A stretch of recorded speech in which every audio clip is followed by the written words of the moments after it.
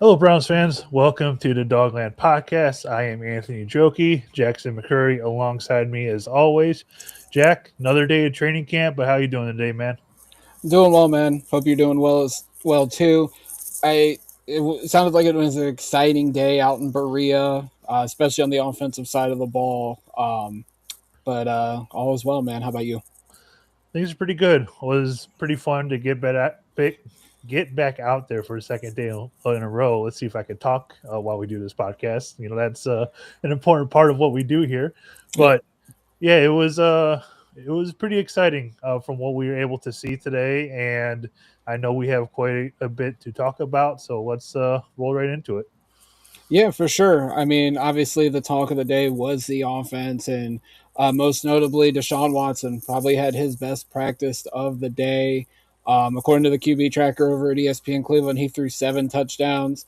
I know a lot. They worked a lot on red zone stuff today, but all the reporters were saying this was Deshaun's best day. The ball was coming out well, throwing it well. That this was arguably his best day from what you were able to see. Because I know you said some of the visuals weren't the best compared to yesterday, but how did Deshaun Watson look? Yeah, I mean, it's definitely his best practice, from, all the clips and stuff that we've seen, over on X over the last couple of weeks. Seeing him in person today, definitely the best I have seen him look. Maybe it's because they're getting towards the end of install and things are clicking a little bit today. A lot of his success came in that 7-on-7 in the red zone. So, um, they didn't have any sort of pass rush or anything on him. He was able to make some really good throws for touchdowns. One to Denzel Boston in the backcourt of the end zone. Luke Floria made a hell of a toe tapping catch in the back as well. So it was good to see some positivity. After yesterday, they're not being the best out there.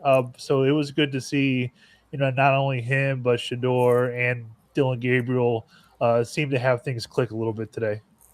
Yeah, it looked like it was a good all around day by the quarterbacks. Not trying to say one was bad, one was worse than the other. They all were good. They all threw touchdowns. They all made good plays from what I've been able to see based on the videos, the compilation videos that like Cam Justice has posted. But all in all, it was a great day by the offense, and I think that's what you want to see. I think the biggest thing, Anthony, that we haven't seen yet, outside of maybe Dylan Gabriel and the reps he's been able to get, we haven't seen quarterbacks really stack consistent days. so far, and mainly Shador and Deshaun. Really have not seen them get to do that, especially with their time with the first team offense. So, the hope is that, if Shador can do it tomorrow the way he did it yesterday, and then I know things are going to change on Friday because tomorrow is the last day of installs, but if either one of these quarterbacks can start stacking day after day of positive practices, I think that might make the quarterback competition clear. But it seems like Todd Monken has said that this quarterback competition is far from over. Yeah, definitely. And look, after what we've seen over the last couple of days, before today and then today, like you want to see it trending in the positive direction as well. So, uh, I thought that everything started to go in that direction today, and like you said, hopefully that's something that continues over the next couple of weeks. As they finish up this install period, and then as well as you get into the preseason games and the joint practices. So hopefully we will see that continue what we were able to see today at practice. Yeah, I posted the quote from Todd Monken. Shout out to Zach Jackson of The Athletic for posting this on X. He said the quarterbacks will play in the preseason, and if it's still a competition at the time, why wouldn't you start one and then the other? And Todd said at this point we're so far from that, and he said that the rotation will continue until they decide who the starting quarterback's going to be. And I know one of the questions was asked like, who will be the quarterback for the joint practice of the against the Buffalo Bills if we're still at that point in the competition.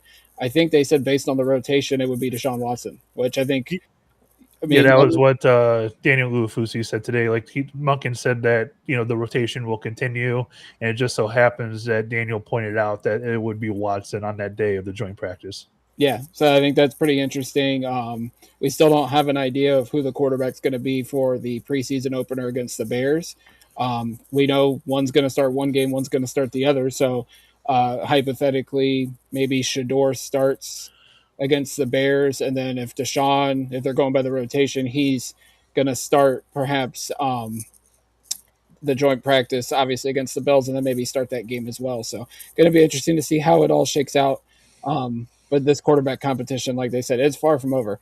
And I know, obviously the fan base of Shador was excited about yesterday's performance, and then they are kind of, I don't know if they're scared, but they definitely were concerned based on the way they are lashing out at people on social media today after the way Deshaun performed. Yeah, I mean, look, we know what that fan base is and what comes with it. But there's no denying what was on the practice field today. The Watson was the better quarterback today. He did a great job. Yes, there were positive with Shador, there were positive with Dylan Gabriel, but Watson was the best guy out there. Yeah, and I mean, there's nothing wrong with that. I mean, at the end of the day, you pick the best quarterback to be the starting quarterback of the Cleveland Yeah, Browns. Now, more times than not, so far through camp, Shador has looked like the best guy.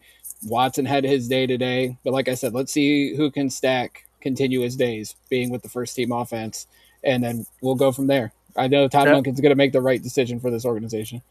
I will say in the part that I had best viewing of was the 7-on-7 in the red zone, and Watson definitely was ahead in that group, and where Shador struggled, the coverage was just so good on uh, all the guys that were out there that Shador was throwing to, and I couldn't tell if there were actually players open for a split second or not with my sight line, but I could tell you that Watson definitely was the better quarterback in that part of practice today. Let's talk about who's been the best receiver so far, because I think it's hands down. There's no debate who's been wide receiver one. The national media has been in town the last few days. NFL Network's been here since the weekend. ESPN's Benjamin Solak, who has done a great job working his way up through the ranks as an analyst, he was in town today, and this was his main takeaway. And I think it's been the main takeaway almost every day of training camp. And that second round pick, Denzel Boston, and the way he continues to have great practice after great practice, looking like he could be the next wide receiver one of the Cleveland Browns.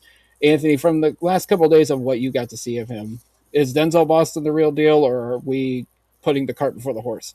No, we are definitely not putting the cart before the horse on this one. Like he is absolutely the real deal, and I am so excited for him. And it could turn out, and this is going to be one of those bold takes, but I think he could be better than any of the receivers that were drafted in the first round.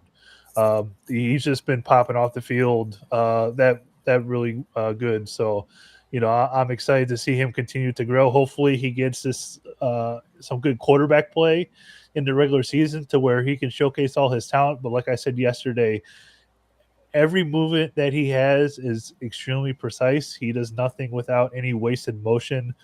He was precise in all the routes that he was running today. And yesterday, like I said earlier, he made a great catch in the corner of the end zone from Watson. So, he is really eye popping out there. And it's just something that you absolutely love to see. Yeah, no doubt. Like he's got all the tools you want in a wide receiver and a guy that can be a number one wide receiver. Uh, the size, the athleticism, the way he could catch a football, like it's all there. I'm excited to see him what he's going to look like in game.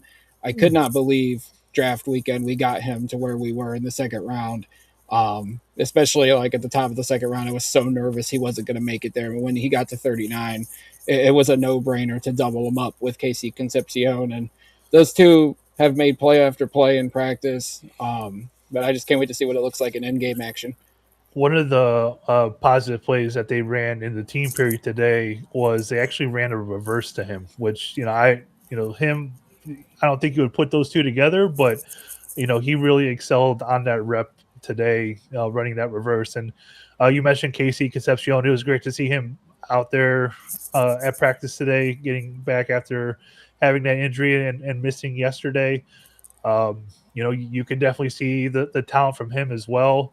The speed that he has is undeniable. So, look, you have two rookie guys that definitely have an option. Jerry Judy had a great day today. Luke Floria, again, another great day. My guy Cole Wilson also having another good day today. So, look, the receiver Tylan Wallace again. The offense as a whole today played really well, and you just love to see all of these skill position guys, these receivers. Boston, Concepcion, Floria, Wallace. All these guys do really well, and hopefully they can build on today. What we talked about with the quarterbacks, and be able to continue to grow as we get towards the preseason, regular season here. Yeah, I'm glad you mentioned Luke Floria because obviously he was in the notes. He's all the quarterbacks targeted him today. Guy just made play after play. Obviously, last year he caught everybody's eye. He was the preseason wide receiver darling of the fan base and the media last year. Unfortunately, an injury ruined the dream of him making the regular season roster. And we talked about it last night, the wide receiver position. You mentioned Cole Wilson yesterday, made plays again today. Wide receiver 6 is starting to become the intriguing battle because I'm at the point where I might lock in Tylan Wallace as wide receiver 5. I don't think Cedric Tillman's going to make this team just based on what we've seen with where he's been at in terms of team reps and everything. But Floria, Cole Wilson, Tylan Wallace. We haven't heard much of Malachi Corley so far through camp. He made a Now, nice play today as well. there we go. So So maybe he's finally realizing, like, hey, maybe I really need to work for this final wide receiver spot. But those couple uh, final spots in that room is going to be intriguing to watch throughout the preseason, just to see who makes it. Because we know for sure there's 4 locks, but those final couple spots are definitely going to be something to watch. yeah, and it's unfortunate, but it seems like the numbers game will probably, unfortunately, catch up to guys like Luke Floria and Cole Wilson. But you look at Denzel Boston for sure, Jerry Judy, Concepcion, Isaiah Bond, all are going to make this team. Uh, then you have to pick from Tylen Wallace, Cedric Tillman, Gage Lavardane, Malachi Corley, Jamari Thrash, Floria, and Cole Wilson. So you have what I list off there, 7 guys for those last 2 spots. So it's going to be a tough decision for Andrew Berry. I'm sure you'll be able to get a couple of them back onto the practice squad. I would imagine somebody like Cole Wilson. He was also back there returning punts today, taking some reps with that, as was Concepcion and Denzel Boston. So, maybe that's your third returner. between them. I think I saw Floria out there as well doing that too, if I recall that correctly. So, definitely a lot of options, and it's not going to be an easy decision. Now, what could play into this is the fact that nobody has really stepped up tight end wise behind Fannin and Jack Stoll. So, there's certainly an opportunity for maybe one of those receivers to carry an extra one unless they could figure out an additional tight end. Because over the last couple seasons, they've carried 3 or 4 guys at that position group. So, if they're going to be running less 12 personnel and more 11 personnel, maybe they'll opt for a seventh wide receiver over a fourth tight end. Yeah, for sure. I mean, you totally stole my thunder because I was going to mention like the lack of tight end depth on this roster. I know Joe Royer's been away with a personal matter, but yeah, they might go 3 tight ends on the roster to keep a seventh wide receiver. The thing is, like, and you mentioned special teams and those guys doing punt returning. That's going to be another key component to making this team. The return game obviously is so important. I know a lot of the fans and some of the media have been craving a returner back to the days of Cribbs and Benjamin and Metcalf, like a guy that can bust the game open on special teams. One of those guys can seize that opportunity in the preseason, making a big time return. So, yeah, it's going to be interesting to see how those guys fight for those final wide receiver spots and the way Todd Monken and Andrew Berry construct this roster. We haven't seen 7 wide receivers in that room for quite a while. Maybe this is the year it happens. Yeah, absolutely, and it's going to be a very tough decision. Like I would not want to be in Andrew Berry's shoes, but hopefully, these guys once we get to the preseason, regular season, the quarterback play, allows them to shine because there's definitely a lot more talent at that position group than there has been in years past. For sure. Let's talk about the offensive line. This was mentioned in the chat. Jake, our boy Jake Samulak asked, "How was Fano looking today?" The offensive line is in flux right now. Obviously, there's a lot of concerns about it because of some of the injuries right now into the interior. We know Fano and Zawan Jones have been rotating at left tackle. Did you get to see Fano today, and how did he look? Yeah, so this is going to be a long-winded answer, just so I can, lay the groundwork for the offensive line for today. So, unfortunately, there was no Elton Jenkins, there was no Tevin Jenkins, there was no Parker Brailsford with the offensive line. So, your starting 5 out there was Fano, Johnson, Luke Whippler was at center today, Levinson at right guard, and then Titus Howard at right tackle. So, a little bit different than what the final offensive line is probably going to be once the season gets started.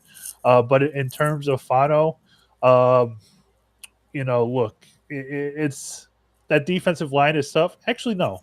Let me correct myself. It was Dewan who started at left tackle today, because I just remembered a specific clip with Jared Verse out there in my head, a specific rep, and I'll get to that one in a second.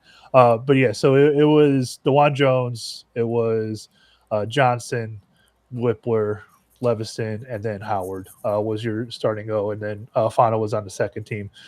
Offensive line looked better than it did yesterday. There was less pass rush, and I think that's just a telltale sign of how well the offense played overall today.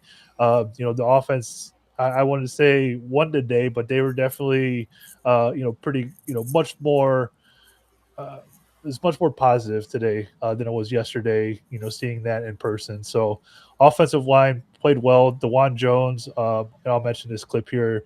Uh, Jared Verse beat him on a nasty move onto the inside and was up in Dewan Jones's face after that, like yelling at him, screaming like "I got you!" And you just see Dewan there staring at him. I love to see that competition. I love to see that fire from Jared Verse, and I think he's just going to be a huge addition to this defense. But in the full team periods here, offensive line did better. They were able to run the ball a little bit, which we've talked about how that's something that this offense and this team needs to get back to doing, and we believe that Munkin is going to be able to get us back there in that aspect. Uh, in terms of final, going up against the second team guys, didn't see any issues today. I did love to see that clip yesterday of Jared Verse working with Fano a little bit, and you heard Todd Monken talk about that today as well. How we love to see that, and everything that Jared Verse was saying, Fano took really well and was able to, in the few reps that they did afterwards, was able to perform, what Verse was saying, and work on those small things with his footwork. So you love to see somebody like Verse being able to coach up some of the young offensive tackles that we have, and the offensive line as a whole. So I love that leadership, and long-winded answer is I think Fano did okay today, but um, there's definitely some more room for improvement, and I think as we get over the next few weeks, we'll be able to see that more with the offensive line. But definitely one of the better days that they've had was today. Love to hear that. And I mean, you mentioned Jared Verse, getting up in these guys' faces, like trying to motivate them, helping them. Like you love to see that type of leadership. And we talked about it last night. We were talking about how Vana was working with Verse after practice, doing some one-on-one stuff. We mentioned years back Miles Garrett going up against Joe Thomas when he was a rookie, and Joe was obviously in his last season. It's iron sharpening iron when you have a good, solid defensive line and they're going up against an offensive line that needs some work. It's iron sharpening iron. Competition brings the best out of everybody. You want to see Dewan Jones succeed, have a chance to play this year, and hopefully stay healthy. But getting these reps, getting these meaningful reps against a guy like Jared Verse, who just got listed the 35th best player in the league, like that's going to make these left tackles better, I think, in the long run. Going up against one of the top premier pass rushers in this league, it's only going to make them work better. And you got guys willing to put in the work. Because I mentioned it on X yesterday, that video clip of Fano and Verse. You didn't see that out of our previous first round left tackle. Fano's not afraid to put the work in, unlike Jed Wells, who wasn't putting the work in. And that's why he couldn't be the best left tackle he could be.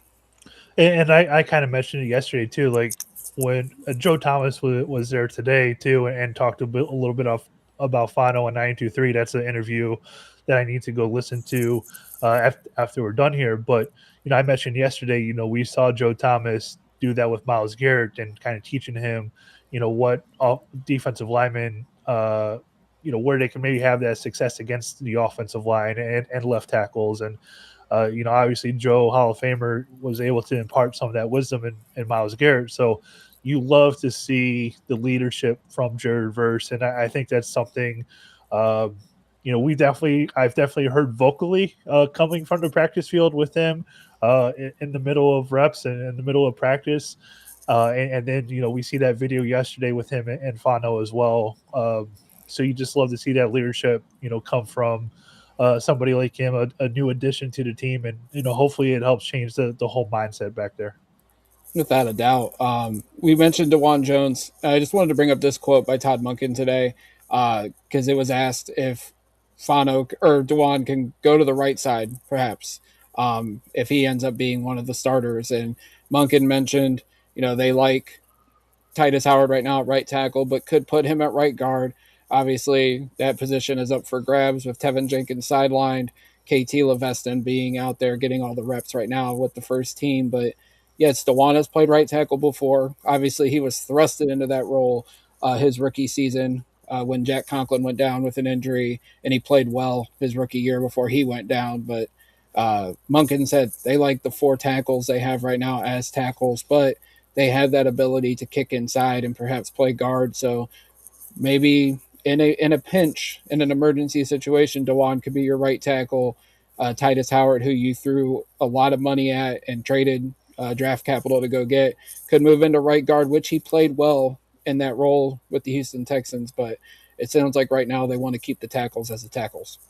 Yeah, and I thought it was very interesting that Munkin in that quote mentioned Austin Barber specifically. So you would tend to think that he's going to be the fourth guy out there, and they must think really highly of the things that he's been able to do. And I know he had a pre-snap penalty yesterday, which I had mentioned, but those were very limited today, which was a positive thing, and probably allowed the offense to get into a good flow, in those team periods and whatnot. But yeah, I mean, I would love the one to be the swing guy. the third guy that you count on to be able to play the left or right side, and have Fano at left tackle and Howard over there at right tackle.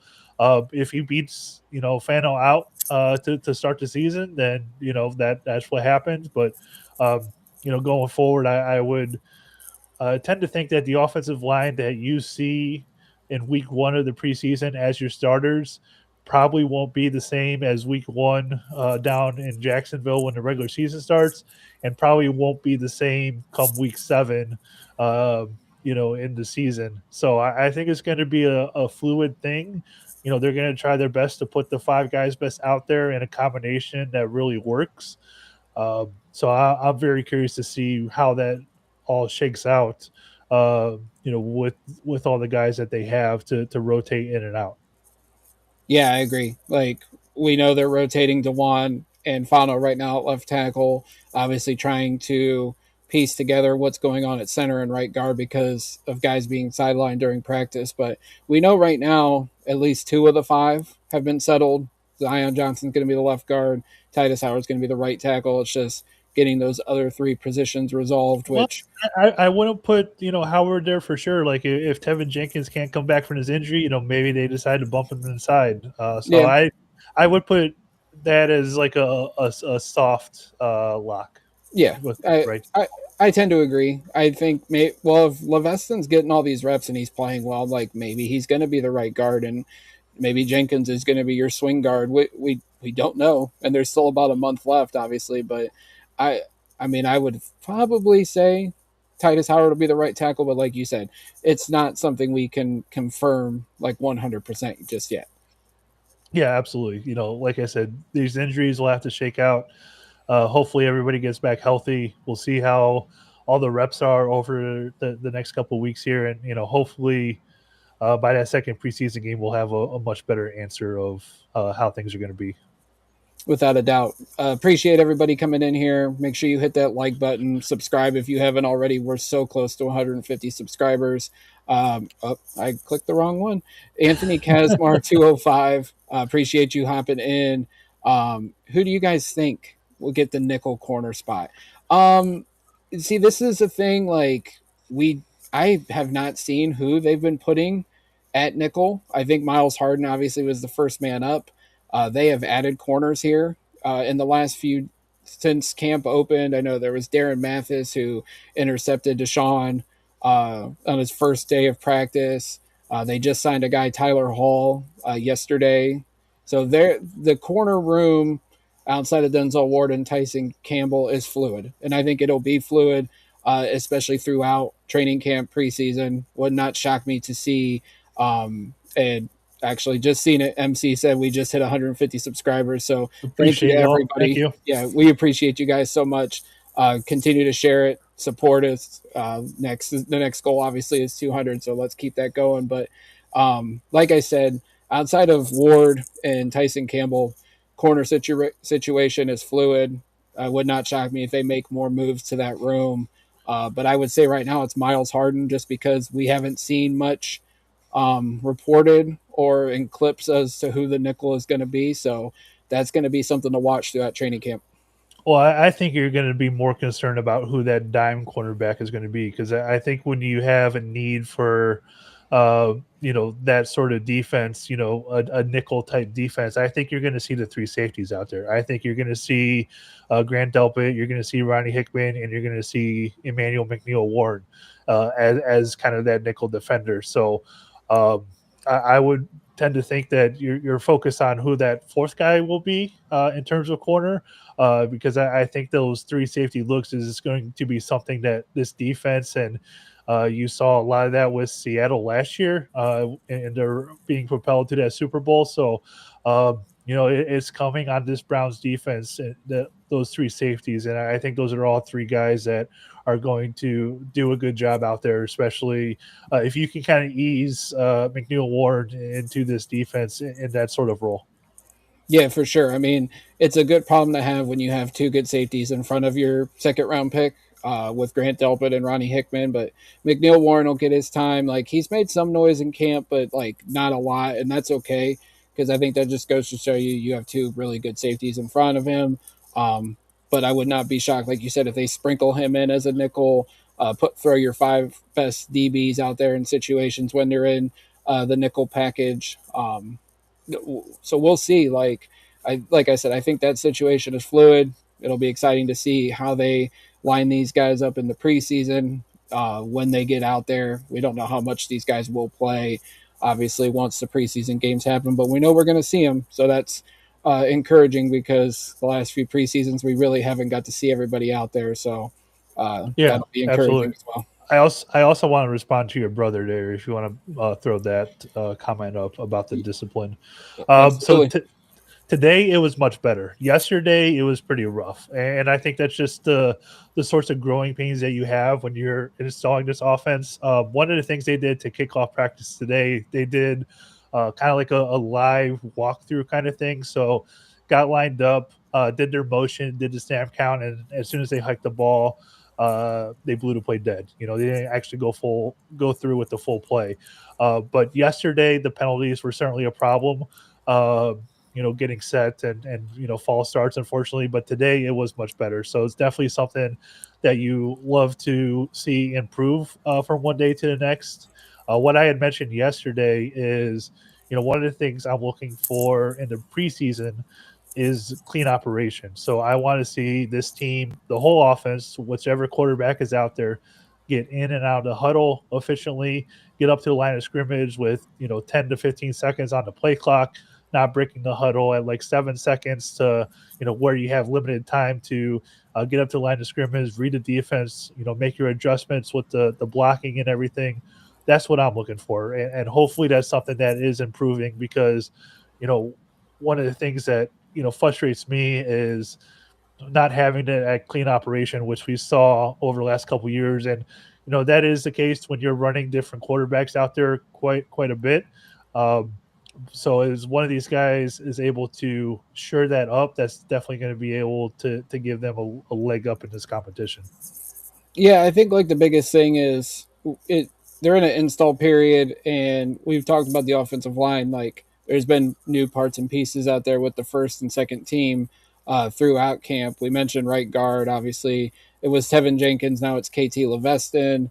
I don't even know who the second team guard would be right now with Leveston getting all the reps, but at center today you had Whippler and I'm probably going to butcher his name, but it's Guakun, Kingsley Guakun, who's been around for the last Yeah. couple Thank, years. thank you for not asking me to say that one.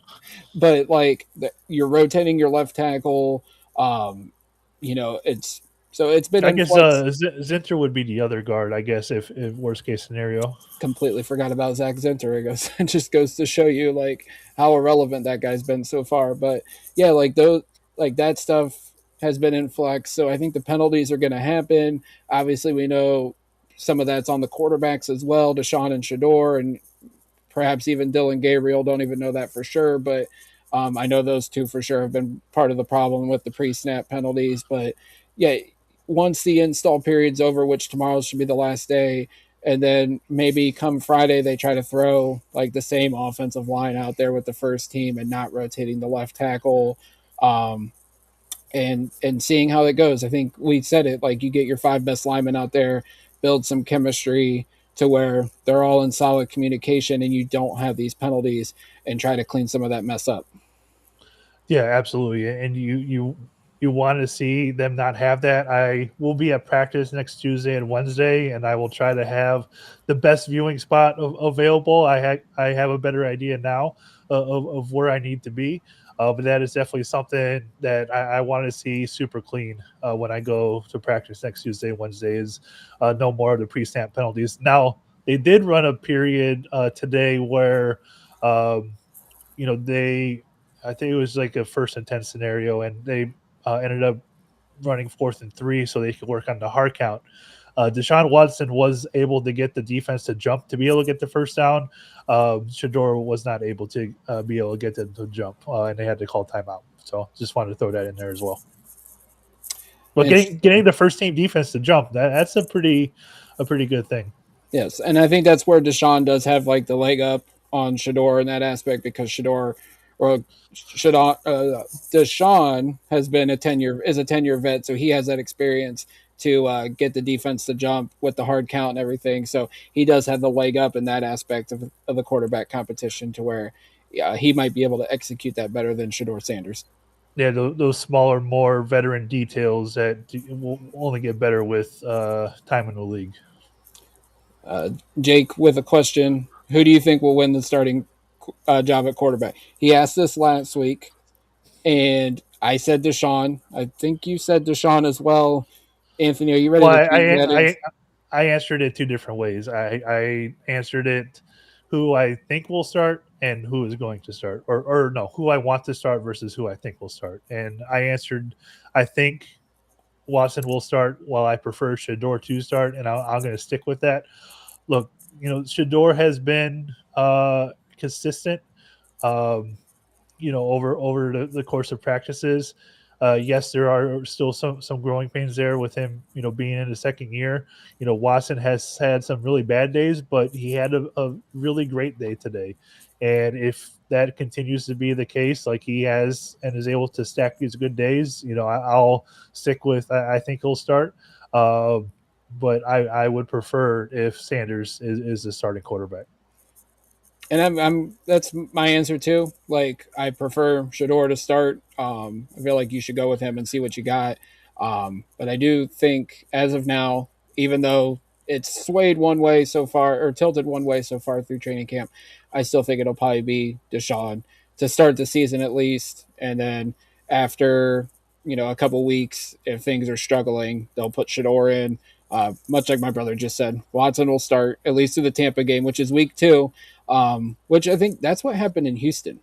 I think Uh, Hoyer started, and then they went to Watson after like week 2 or 3 of his rookie season, and that of kind course, of that lit. one's of course, that one is against Baker Mayfield.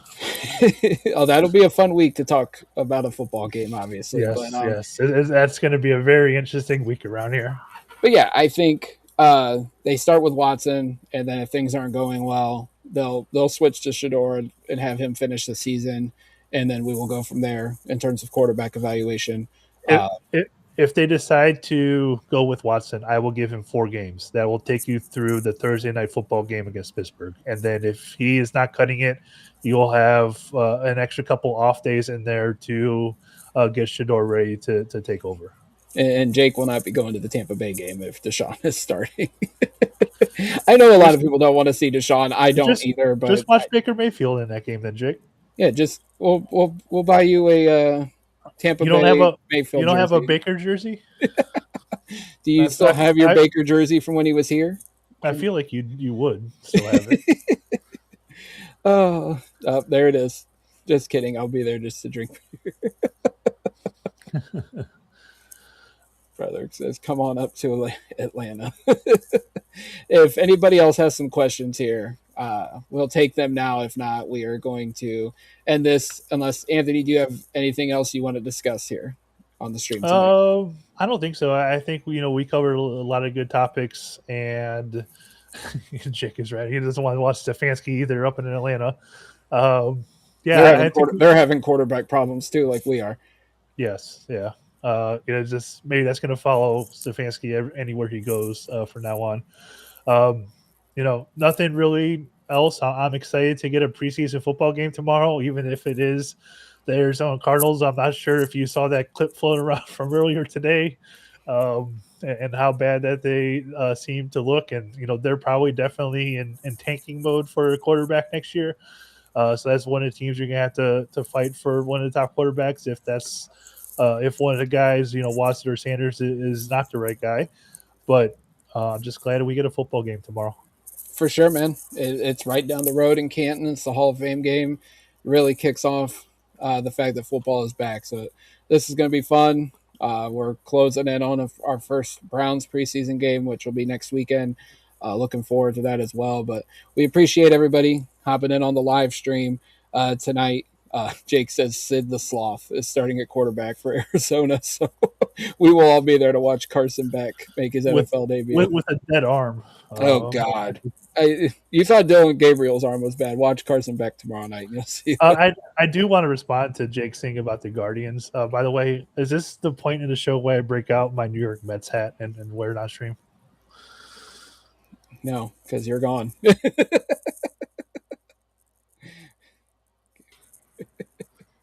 Damn, booted off my own show. Hey, you can't do that right now to me, Jokey. Cannot do your Mets. You swap. This is Yeah. weird with me on the right side here. Thank you. Oh man, yeah, you can't do that. Don't be switching sides just because one team's beating the other right now.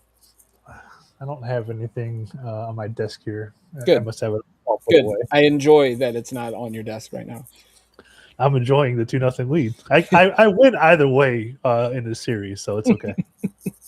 But like I said, as we wrap things up, we appreciate you guys being here, watching, getting us to that 150 subscriber milestone. We appreciate it.